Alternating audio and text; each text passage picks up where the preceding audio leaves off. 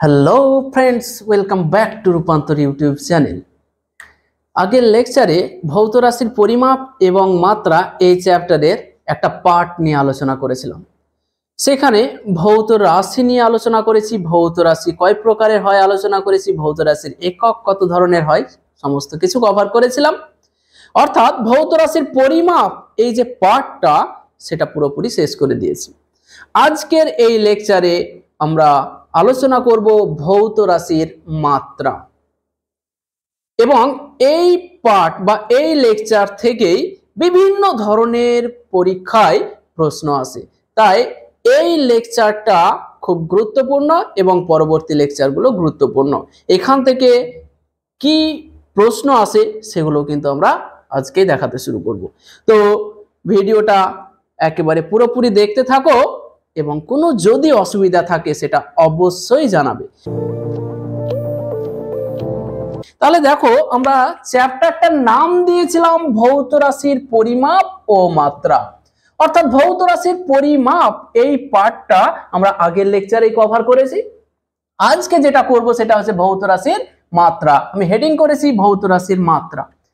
তো জানতে হবে ভৌত রাশির মাত্রা কি এবং এটার প্রয়োজন কেন পড়লো। দেখো, যদি আমি বলি বেগের একক কি, বেগের একক ইন্ট্রোডাকশন দিচ্ছি আমি।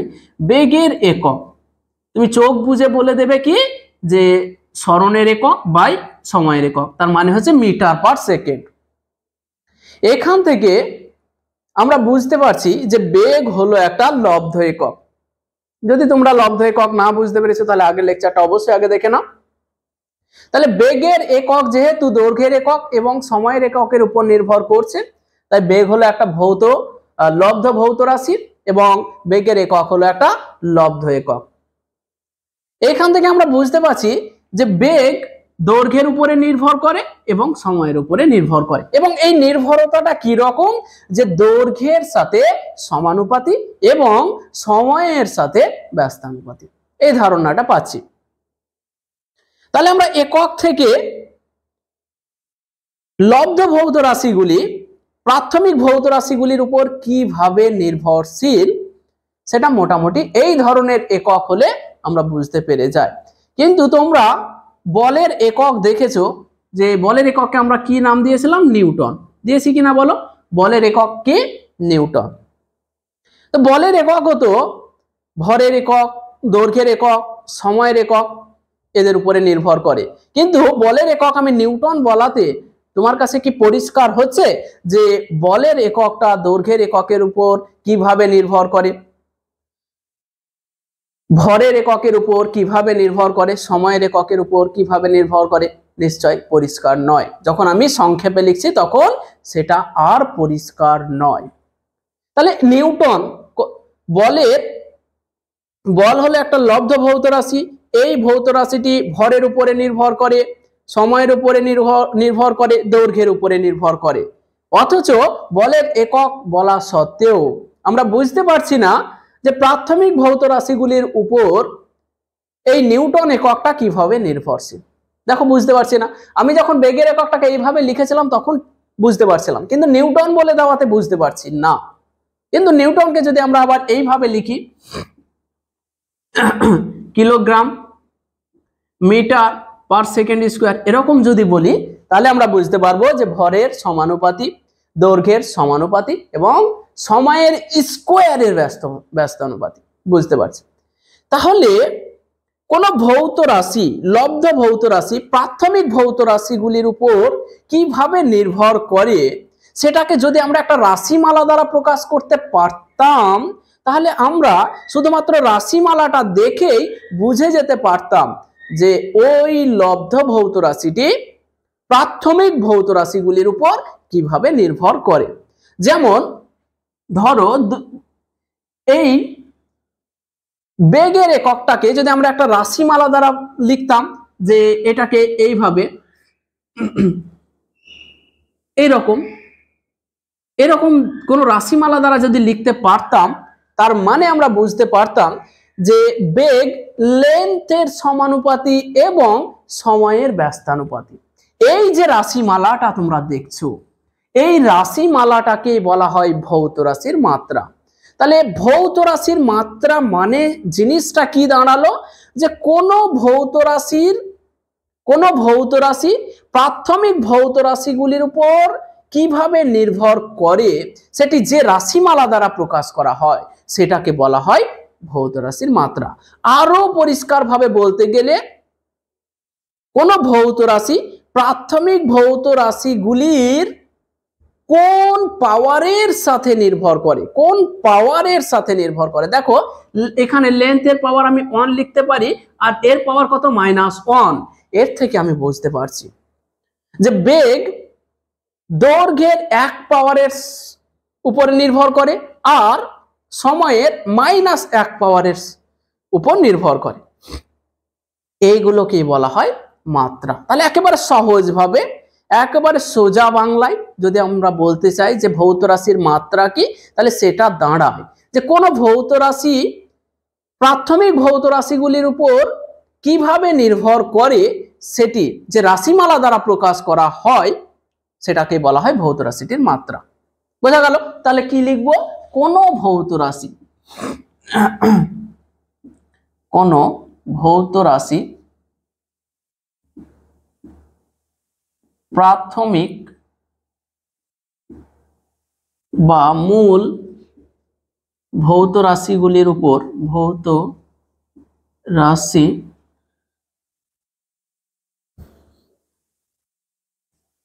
গুলির উপর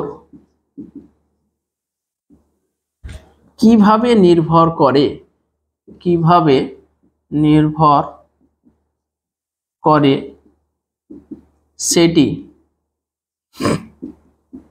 যে রাশিমালা দ্বারা প্রকাশ করা হয়, যে রাশিমালা দ্বারা প্রকাশ করা হয়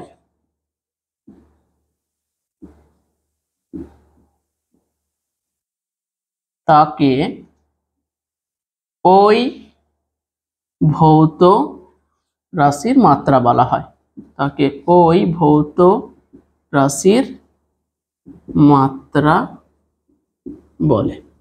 বোঝা গেল? কি লিখলাম, কোন ভৌত রাশি প্রাথমিক বা মূল ভৌত রাশিগুলির উপর কিভাবে নির্ভর করে সেটি যে রাশিমালা দ্বারা প্রকাশ করা হয় তাকে ওই ভৌত রাশির মাত্রা বলা হয়। তাহলে আমরা মাত্রা থেকে কি বুঝতে পারবো, যে কোন ভৌত রাশি প্রাথমিক ভৌত রাশিগুলির উপর কিভাবে নির্ভর করে সেটি মাত্রা থেকে জানা যায়। তাহলে আমরা এখানে বলতে পারি কোন ভৌত রাশি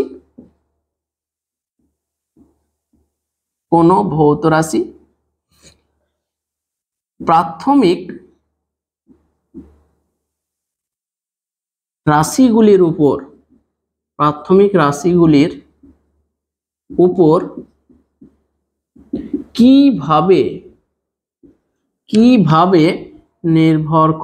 কিভাবে নির্ভর করে সেটি ভৌত রাশিটির মাত্রা থেকে জানা যায়, সেটি ভৌত রাশিটির মাত্রা থেকে জানা যায়। বোঝা গেল? তাহলে ভৌত রাশির মাত্রা যদি আমরা জানি তাহলে আমরা এটাও বুঝে যাব যে ওই ভৌত রাশিটি ভরের সাথে কিভাবে নির্ভর করে, দৈর্ঘ্যের সাথে কিভাবে নির্ভর করে, সময়ের সাথে কিভাবে নির্ভর করে। বোঝা গেল? তাহলে মাত্রা জানাটা খুব জরুরি। তাহলেই আমরা বুঝে যাব যে ভৌত রাশিটি কোন কোন ভৌত রাশিগুলির উপরে নির্ভর করছে এবং কিভাবে নির্ভর করছে সেটাও আমরা বুঝে যাব। বোঝা গেল? তারপরে হচ্ছে যে কোনো ভৌত রাশির মাত্রা আলাদাভাবে মনে রাখার কোনো দরকার পড়ে না। প্রাথমিক ভৌত রাশিগুলির মাত্রা যদি জানা থাকে, 7টা প্রাথমিক ভৌত রাশি আছে, এই 7টি ভৌত রাশির মাত্রা যদি মনে থাকে তাহলে পৃথিবীতে যত ভৌত রাশি আছে সবার মাত্রা আমরা বার করে নিতে পারবো। তার মানে হচ্ছে 7টি ভৌত রাশির মাত্রা তোমরা মনে রাখো, আর পৃথিবীতে যা আছে সবকিছু বেরিয়ে চলে আসবে। তাহলে শুধুমাত্র প্রাথমিক ভৌত রাশিগুলির মাত্রা জানা থাকলেই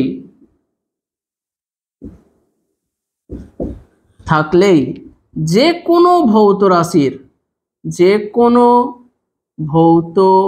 রাশির মাত্রা নির্ণয় করা সম্ভব।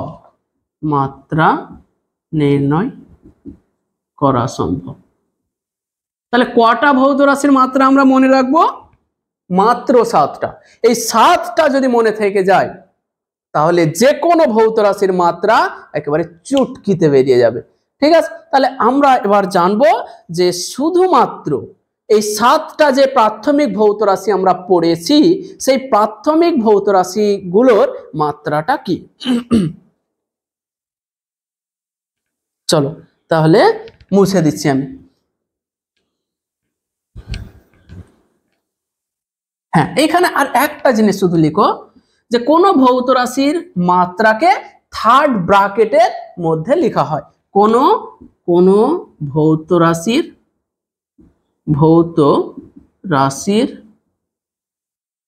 মাত্রাকে প্রকাশ করতে এই থার্ড ব্র্যাকেট, এটাকে আমরা কি বলি, থার্ড ব্র্যাকেট ব্যবহার করা হয়। দেখতে পাবে একটু পরেই তোমরা দেখতে পাবে। শুধুমাত্র এটা লিখে রাখো যে কোন ভৌত রাশির মাত্রাকে প্রকাশ করতে থার্ড ব্র্যাকেট ব্যবহার করা হয়, বাস।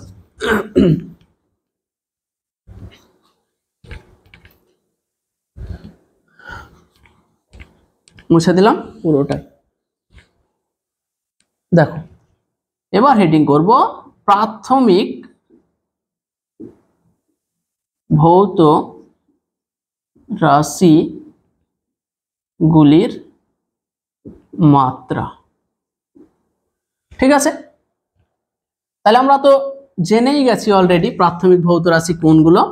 7টা আছে আমাদের প্রাথমিক ভৌত রাশি, 7টা আমি করে দিলাম। এই 7টা শুধু মনে রাখবো, পৃথিবীতে বাকি যা আছে সবার মাত্রা আমরা নিজেরা বার করে নিতে পারবো। মনে রাখবো কটা? 7টা।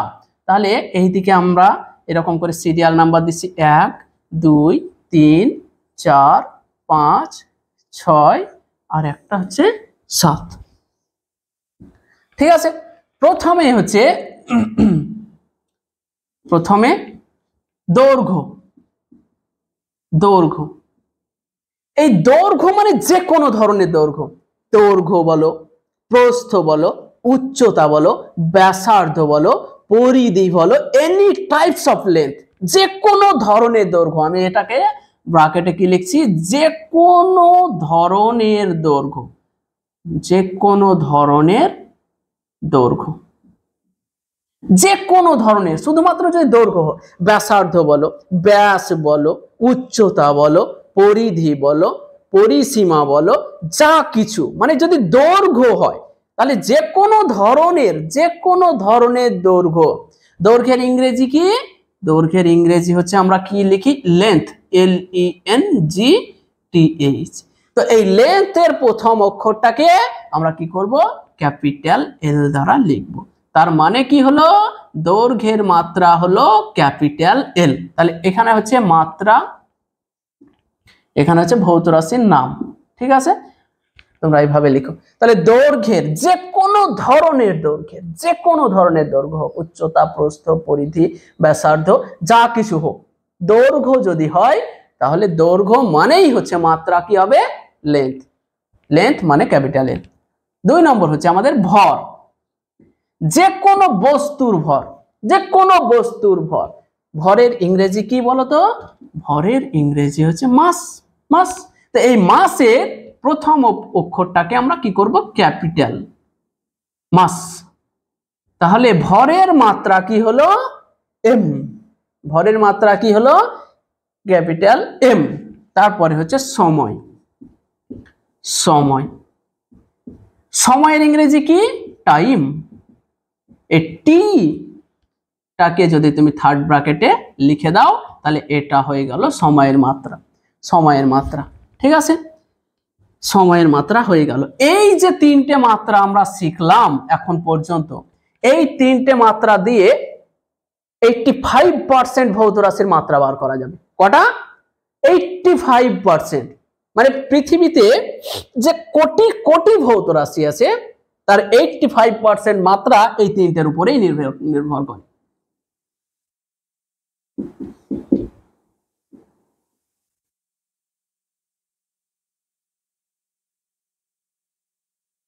এগুলোর উপরেই নির্ভর করে,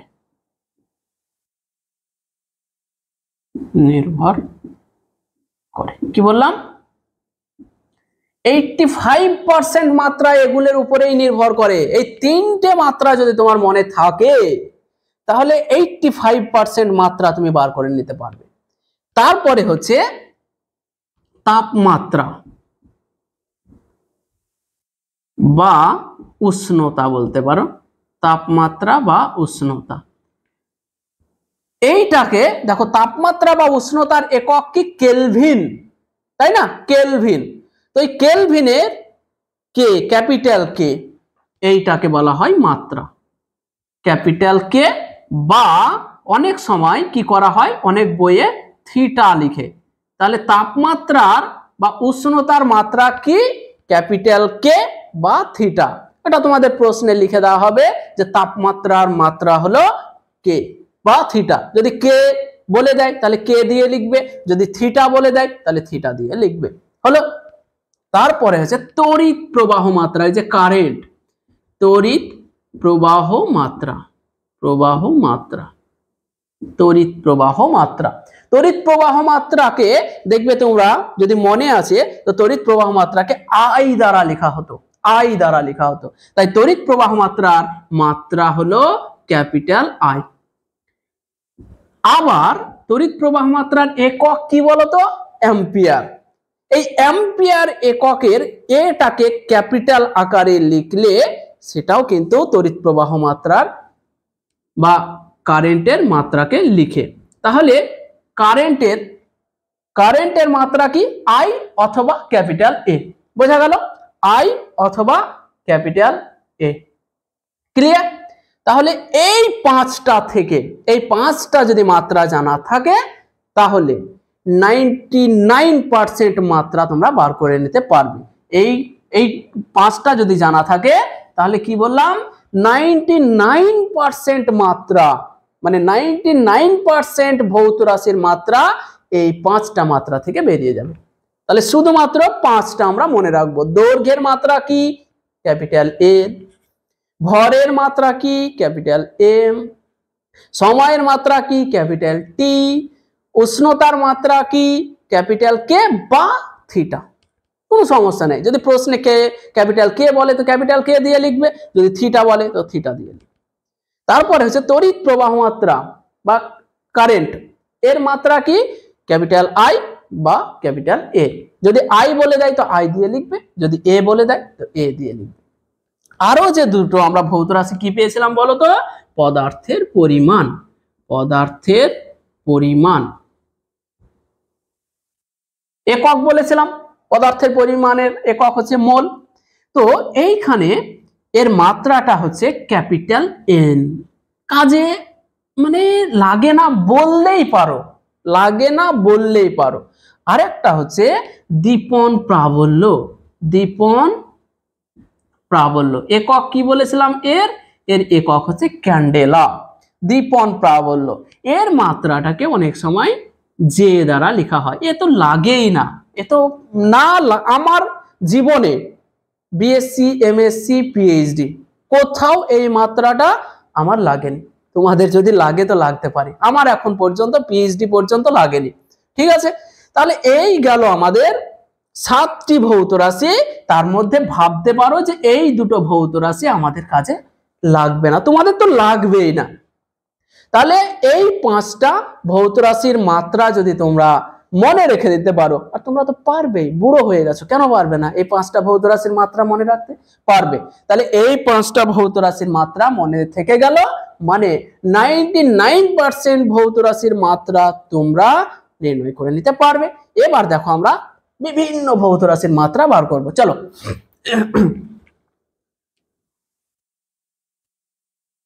লিখে নাও, তাড়াতাড়ি লিখবে।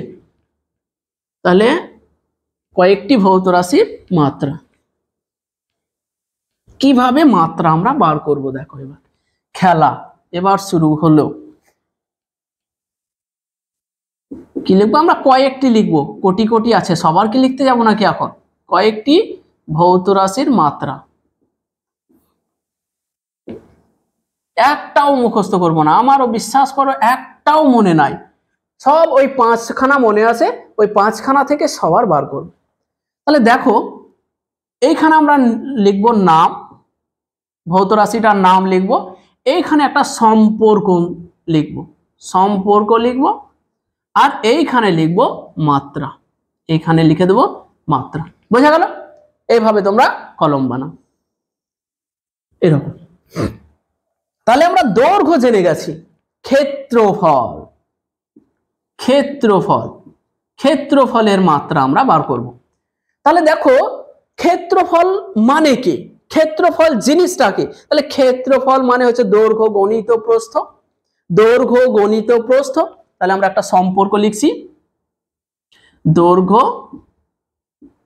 গণিত প্রস্থ। বলো, এই তো জানো তোমরা ক্ষেত্রফল মানে দৈর্ঘ্য গণিত প্রস্থ। তার মানে কি দৈর্ঘ্য, দৈর্ঘ্যের মাত্রা কি? এল। আবার দেখো প্রস্থ, প্রস্থও তো এক ধরনের দৈর্ঘ্য। আমি বললাম যে কোনো ধরনের দৈর্ঘ্যের মাত্রা হচ্ছে এল। তাহলে দেখো এইটা হচ্ছে দৈর্ঘ্য, এইটা হচ্ছে প্রস্থ, তো এটাও তো দৈর্ঘ্য, এটাও তো দৈর্ঘ্য, তাই না? তাহলে আমরা কি বলবো?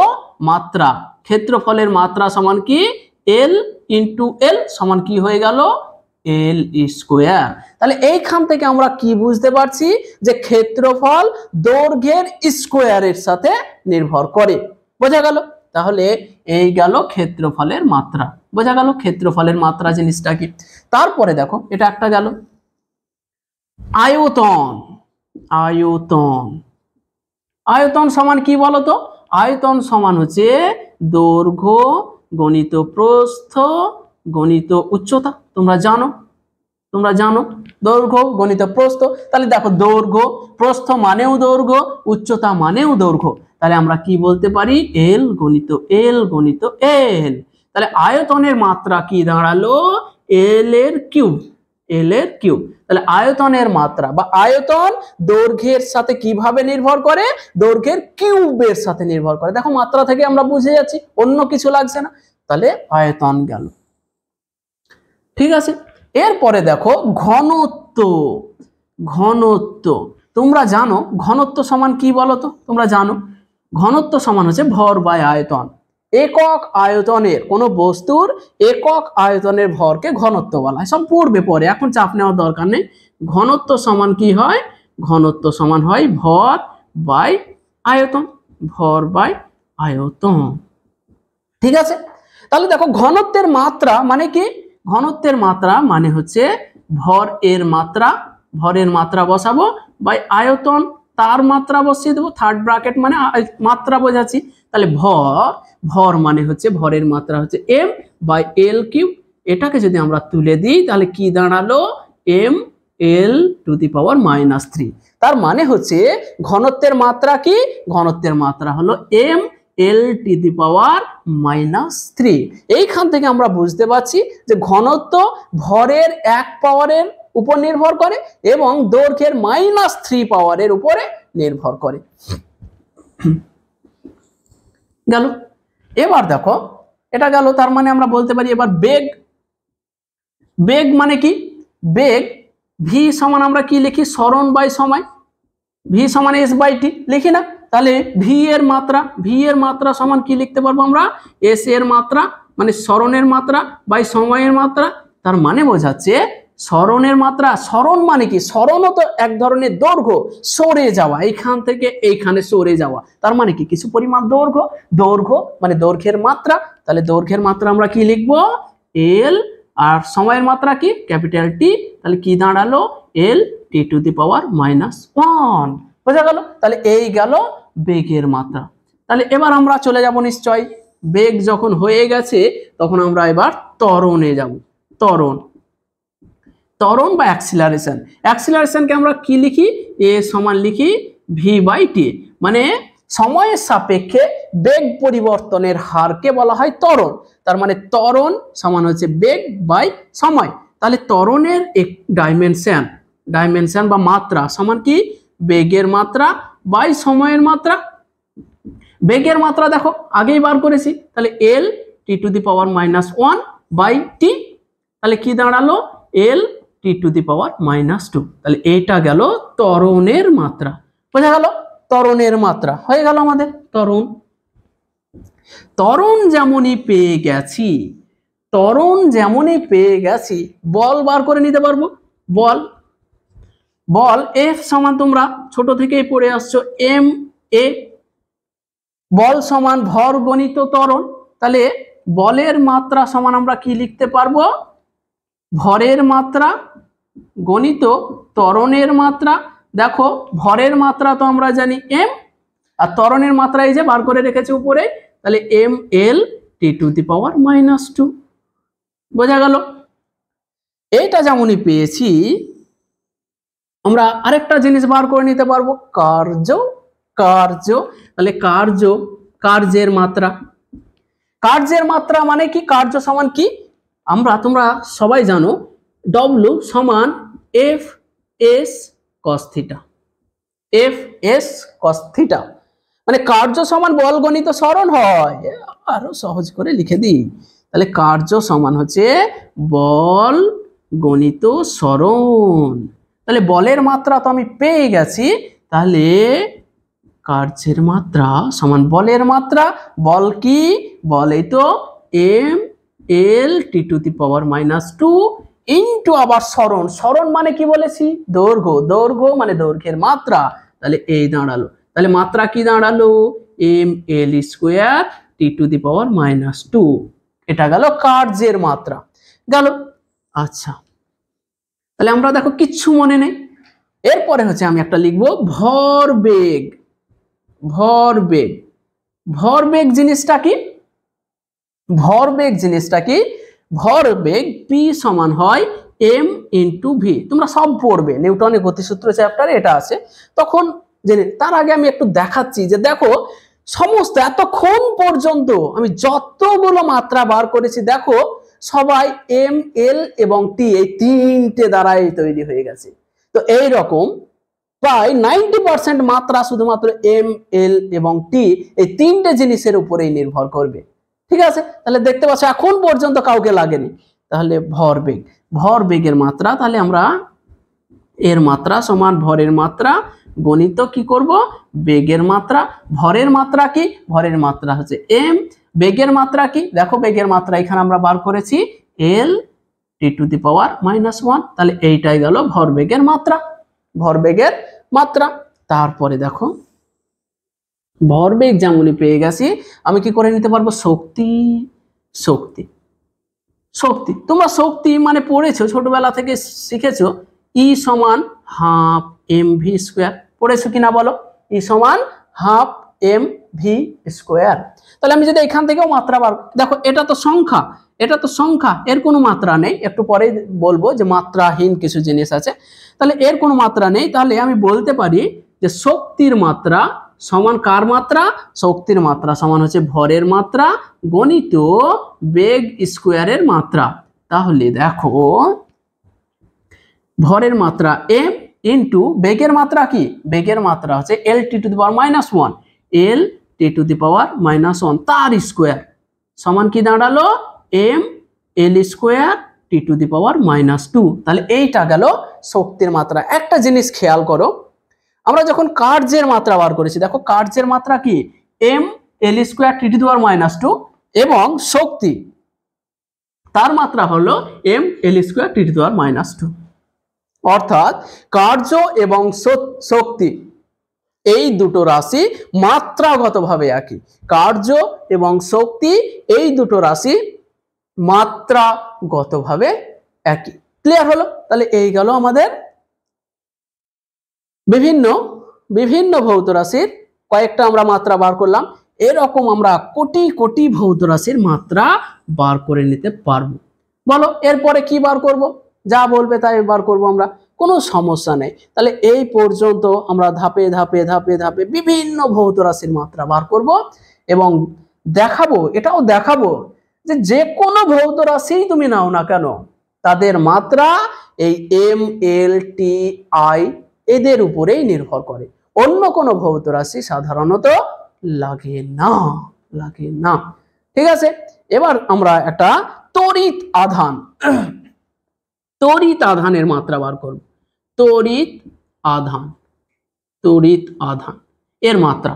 তড়িৎ আধান দেখো তোমরা ক্লাস 10-এ একটা চ্যাপ্টার চলো তড়িৎ বলে একটা চ্যাপ্টার পড়েছিলে, সেখানে একটা জিনিস পড়েছিলে আই, তড়িৎ প্রবাহ মাত্রা আই সমান কি হয় কিউ বাই টি। এইখান থেকে কি দেখতে পাচ্ছ, কিউ সমান হচ্ছে আই ইন্টু টি। আই মানে হচ্ছে তড়িৎ প্রবাহ মাত্রা, টি মানে হচ্ছে সময়। তাহলে তড়িৎ আধানের মাত্রা সমান আমরা কি লিখবো, তড়িৎ আধানের মাত্রা সমান আই এর মাত্রা মানে তড়িৎ প্রবাহ মাত্রা এর মাত্রা ইন্টু সময়ের মাত্রা। তাহলে এটা হলো আই, সময়ের মাত্রা কি টি। তাহলে তড়িৎ আধানের মাত্রা হলো আই টি, এটা কিন্তু গুরুত্বপূর্ণ। তড়িৎ আধানের মাত্রা হলো আই টি, এটা গেল।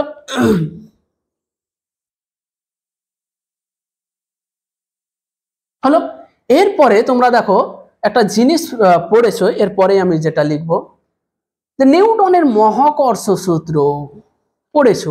নিউটনের মহাকর্ষ সূত্রটা কি ছিল, এফ সমান G M one M two by R square. মানে দুটি বস্তু, একটার ভর এম ওয়ান আর একটি ভর এম টু, এরা যদি পরস্পর আর দূরে থাকে তাহলে এদের মধ্যে যে মহাকর্ষ বল কাজ করে সেটা হচ্ছে এফ। এফ সমান G M one M two by R square, যেখানে জিটা হচ্ছে মহাকর্ষ ধ্রুবক। মহাকর্ষ ধ্রুবকের মাত্রা বার করব। মহাকর্ষ ধ্রুবক, মহাকর্ষ ধ্রুবক এর মাত্রা তোমরা কত কষ্ট করে মনে রেখেছিলে বলো তো, 9-এ যখন পড়তে তখন এই মহাকর্ষ ধ্রুবকের মাত্রা কতই না কষ্ট করেছো। আজকে দেখো এটাকে আমরা কি লিখতে পারি, মহাকর্ষ ধ্রুবকের মাত্রা। তাহলে জি সমান কি লিখতে পারি, F R square divided by M one M two লিখতে পারি কিনা বলো।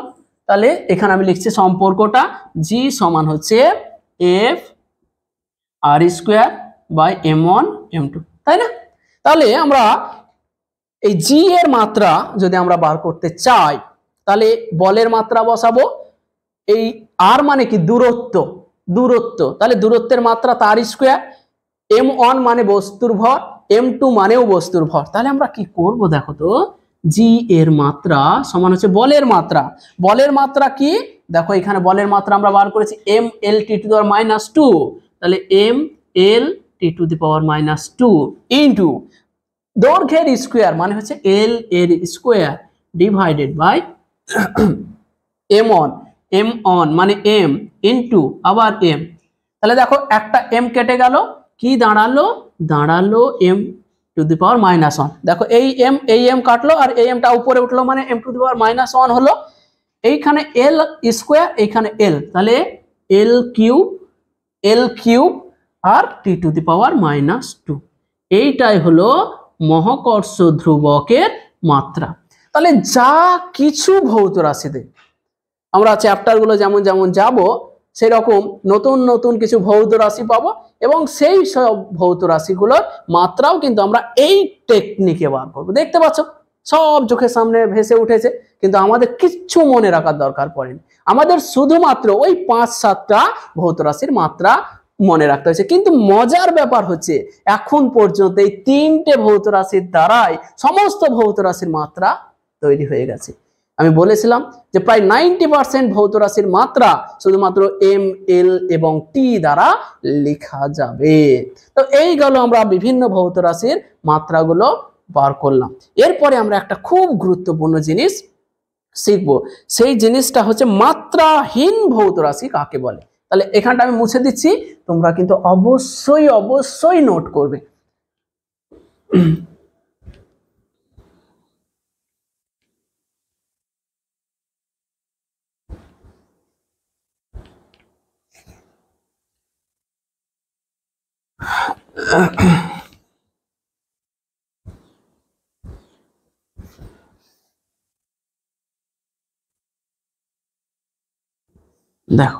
এবার হচ্ছে মাত্রাহীন ভৌত রাশি, খুব ইম্পর্টেন্ট, পরীক্ষায় পড়বে। মাত্রাহীন ভৌত রাশি, ভৌত রাশি। আমি আগে উদাহরণ দিই। কোণ, আমরা আগের লেকচারে বলেছিলাম কোণ হলো একটা সম্পূরক ভৌত রাশি এবং এর এককটাকে বলা হয় সম্পূরক একক।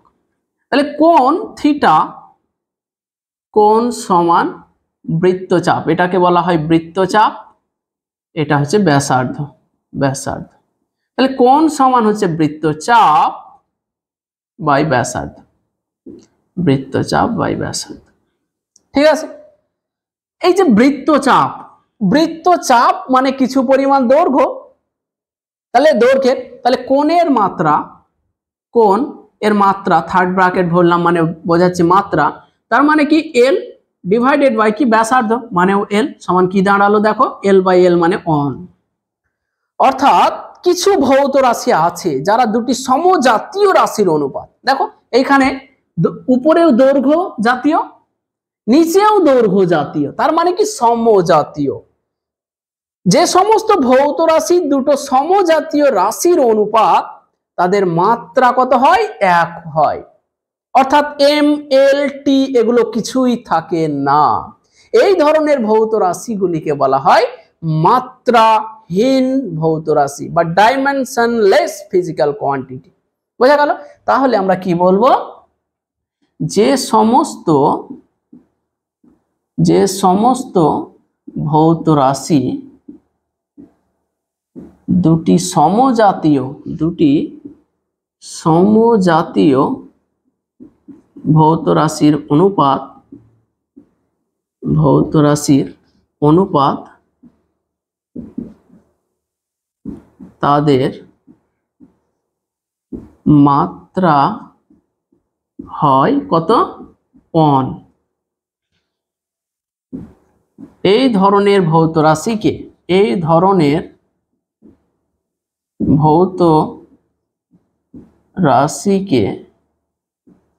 বলা হয় মাত্রাহীন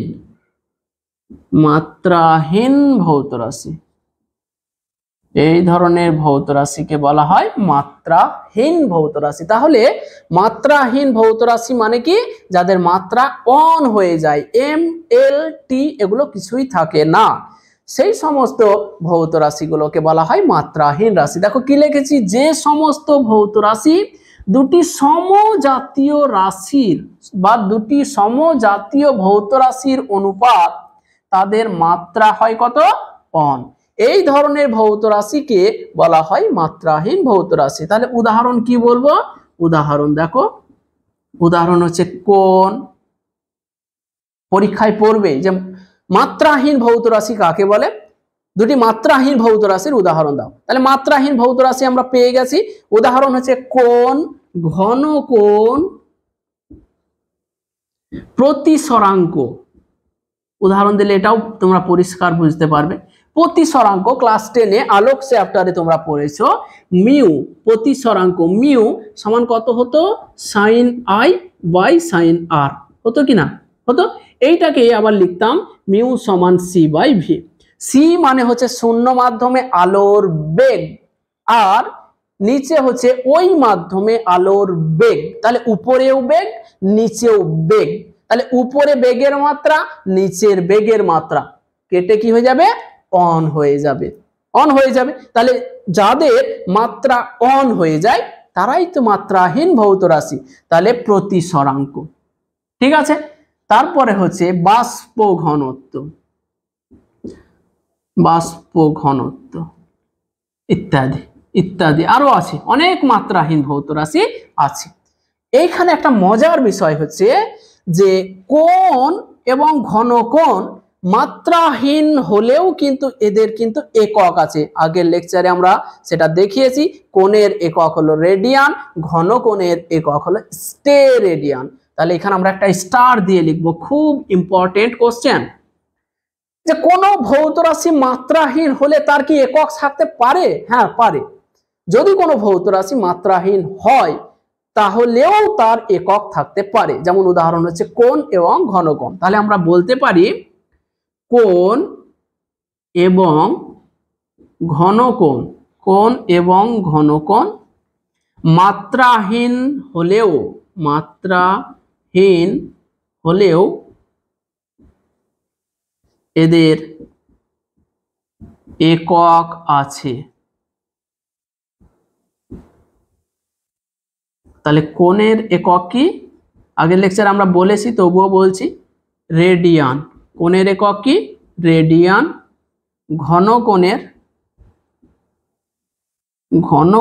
একক হলো কি? স্টেরেডিয়ান।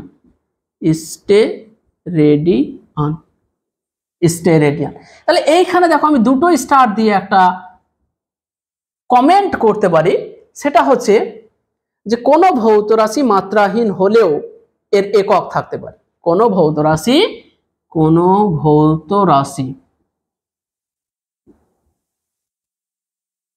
মাত্রাহীন হলেও একক থাকতে পারে। উদাহরণ হচ্ছে কোণ ঘনকোণ। উদাহরণ, কোণ ও ঘনকোণ মাত্রাহীন কিন্তু এদের একক আছে।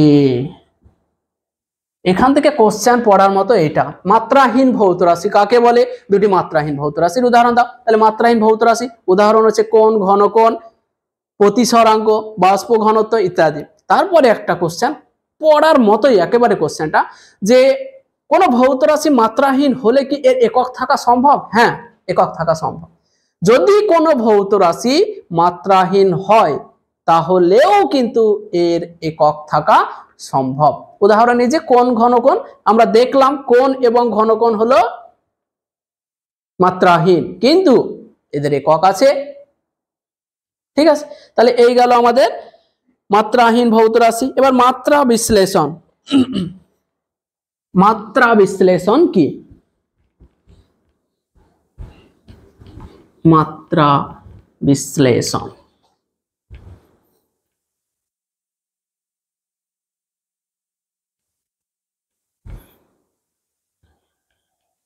দেখো, মাত্রা বিশ্লেষণ বা ডাইমেনশনাল অ্যানালাইসিস কি জিনিসটা ভালো করে খেয়াল করো। মাত্রা বিশ্লেষণ, তাহলে আমরা একটা জিনিস দেখলাম যে যত ভৌত রাশি আমরা নিচ্ছি, সমস্ত ভৌত রাশির মাত্রাকেই আমরা লিখছি মূল ভৌত রাশিগুলির মাত্রার সাপেক্ষে, তাই না?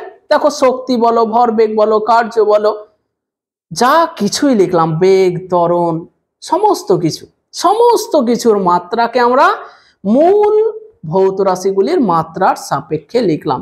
এই যে কোন ভৌত রাশির মাত্রাকে মূল ভৌত রাশির সাপেক্ষে লেখার যে পদ্ধতিটা, এটাকেই বলা হয় ডাইমেনশনাল অ্যানালাইসিস বা মাত্রা বিশ্লেষণ। তাহলে আমরা কি বলবো? কোন ভৌত রাশির মাত্রাকে মূল ভৌত রাশিগুলির মাত্রার সাপেক্ষে লেখার পদ্ধতিকে বলা হয় মাত্রা বিশ্লেষণ। কি লিখেছি? কোন ভৌত রাশির মাত্রাকে মূল ভৌত রাশিগুলির মাত্রার সাপেক্ষে, মূল ভৌত রাশিগুলির মাত্রার সাপেক্ষে, দেখো যে কোনো ভৌত রাশি নিলাম সবার ক্ষেত্রে এম এল টি এরাই তো থাকলো, মানে কি লিখলাম, মূল ভৌত রাশিগুলির মাত্রার সাপেক্ষে অন্য ভৌত রাশির মাত্রা লিখলাম। এই যে পদ্ধতিটা, এটাকে বলা হয় মাত্রা বিশ্লেষণ বা ডাইমেনশনাল অ্যানালাইসিস। এরপর হচ্ছে সমমাত্রিক নীতি। সমমাত্রিক নীতি, সমমাত্রিক খুব ইম্পর্টেন্ট, এইটা একেবারে ভাবতে পারো। সমমাত্রিক নীতি কি? সমমাত্রিক নীতি, principle of dimensional homogeneity, dimensional homogeneity, principle of dimensional homogeneity বা সমমাত্রিক নীতি। এই সমমাত্রিক নীতি কি বলছে, যে যদি কোনো একটা সমীকরণ সঠিক হয়, কোনো একটা সমীকরণ যদি সঠিক হয়, তাহলে সেই সমীকরণের বাম দিকের মাত্রা এবং ডান দিকে, ধরো এরকম আমি লিখেছি এস সমান ইউটি প্লাস হাফ এটি স্কোয়ার, এরকম একটা সমীকরণ লিখেছি, তোমরা একমাত্রিক গতিতে এই সমীকরণটা পাবে। এস সমান ইউটি প্লাস হাফ এটি স্কোয়ার, এই সমীকরণটা যদি সঠিক সমীকরণ হয়, যদি সমীকরণটা ভুল না হয়, তাহলে এই সমীকরণের উভয় দিকের মাত্রা একই হবে, মানে এই দিককার পুরোটার মাত্রা যা হবে এই দিকের মাত্রা তাই হবে। এইটাকে বলা হয় সমমাত্রিক নীতি। তাহলে আমরা কি বলতে পারবো, যে কোনো সঠিক সমীকরণের উভয় দিকের মাত্রা একই হবে, বাস এটাই হচ্ছে সমমাত্রিক নীতি। কি বললাম, কোনো সঠিক সমীকরণের বা কোনো সঠিক ইকুয়েশনের উভয় দিকের মাত্রা অবশ্যই অবশ্যই একই হবে, এটাকে বলা হয় সমমাত্রিক নীতি। হলো যে কোনো সঠিক সমীকরণের উভয় দিকের মাত্রা বা ডাইমেনশন একই হবে, এইটাকে বলা হয় সমমাত্রিক নীতি। যে কোনো সঠিক সমীকরণটা যদি সঠিক হয়, তাহলে উভয় দিকের মাত্রা একই হবে। তাহলে আমরা এখান থেকে একটা খুব গুরুত্বপূর্ণ জিনিস করতে পারি, যে কোনো একটা সমীকরণ তোমাকে লিখে দিয়ে দিলাম, দিয়ে বললাম সমীকরণটা কি সঠিক লিখেছি আমি, তাহলে তোমাকে কি করবে, তুমি বাম দিককার মাত্রা বার করবে আর ডান দিককার মাত্রা বার করবে। যদি দেখো যে উভয় দিকের মাত্রা একই, যদি দেখো উভয় দিকের মাত্রা একই, তাহলে সমীকরণটা কি সঠিক সমীকরণ। আর যদি দুই দিকের মাত্রা দুই রকম হয়ে যায়, তাহলে সমীকরণটা ভুল। বোঝা গেল? তাহলে এই গেল সমমাত্রিক নীতি। এবং এইখানে আমরা এই লেকচারটাকে মোটামুটি শেষ করে দিতে চাইছি, ঠিক আছে। তার আগে এইখানে একটা শুধু স্টার দিয়ে, শুধুমাত্র সমমাত্রিক রাশির ক্ষেত্রে যোগ বা বিয়োগ সম্ভব, কি লিখবো, একটা স্টার দিয়ে, শুধুমাত্র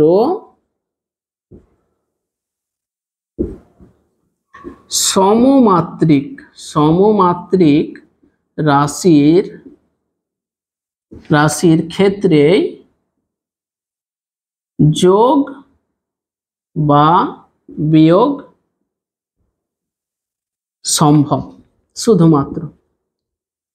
তার মানে হচ্ছে, যেমন ধরো 10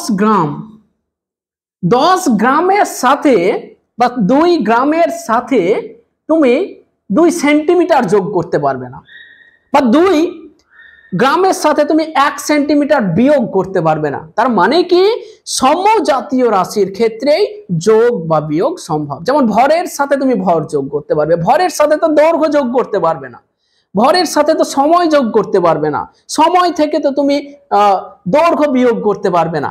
এইটাই বলা হচ্ছে যে শুধুমাত্র সমমাত্রিক রাশির ক্ষেত্রে, অর্থাৎ যে সমস্ত রাশির মাত্রা একই, তাদেরকে যোগ বা বিয়োগ করা যায়, বাকিদের ক্ষেত্রে করা যাবে না। যেমন উদাহরণ বলি, উদাহরণ কি, 2 গ্রাম প্লাস 3 গ্রাম সমান তুমি 5 গ্রাম লিখতে পারবে, এটা কারেক্ট, এটা কারেক্ট। কিন্তু কিন্তু 2 গ্রাম প্লাস 3 সেন্টিমিটার এটা কখনোই সম্ভব নয়। মানে শুধুমাত্র সমজাতীয় রাশির যোগ বা বিয়োগ হয়, কিন্তু গুণ বা ভাগ বিষম রাশি ক্ষেত্রে সম্ভব। তাহলে বোঝা গেল শুধুমাত্র সমমাত্রিক রাশির ক্ষেত্রেই যোগ বা বিয়োগ সম্ভব। এই যে উদাহরণ দেখতে পাচ্ছ, ঠিক আছে। তাহলে আমরা এখানে একটা ম্যাথমেটিক্যাল ইকুয়েশন দিয়ে লিখতে পারি যে x সমান ধরো y প্লাস জেড। যদি আমরা এরকম লিখতে যাই তাহলে এখানে y এবং z উভয়ের মাত্রা কি হতে হবে, একই হতে হবে। যদি একই হয় তবেই এই যোগটা সম্ভব, না হলে সম্ভব নয়। তাহলে আমরা কি বলতে পারি, এখানে এখানে y ও z এর মাত্রা অবশ্যই একই হবে, অবশ্যই একই হবে, একই হবে। বোঝা গেল? অবশ্যই হতেই হবে, না হলে কখনোই যোগ করা সম্ভব নয়। অথবা আমি যদি বলি m সমান p মাইনাস কিউ, যদি এরকম করতে চাই তাহলে p এবং q এর মাত্রা অবশ্যই একই হতে হবে। তাহলে এখানে এখানে p ও q এর মাত্রা অবশ্যই অবশ্যই একই হতে হবে। এই যে স্টেটমেন্টটা আমি লিখেছি তার এগুলো হচ্ছে ব্যাখ্যা, যে যদি রাশি দুটি সমমাত্রিক হয় তবেই যোগ বা বিয়োগ সম্ভব, তাছাড়া যোগ বা বিয়োগ সম্ভব নয়। তো এই গেল আমাদের আজকের এই লেকচারের টপিক। এর পরের লেকচারে এই যে মাত্রা বিশ্লেষণ আমরা শিখলাম, এই মাত্রা বিশ্লেষণের প্রয়োগ শিখব এবং সেখানে বিভিন্ন ধরনের অঙ্ক নিয়ে আলোচনা করা হবে। তো তোমরা লেকচারগুলো দেখতে থাকো।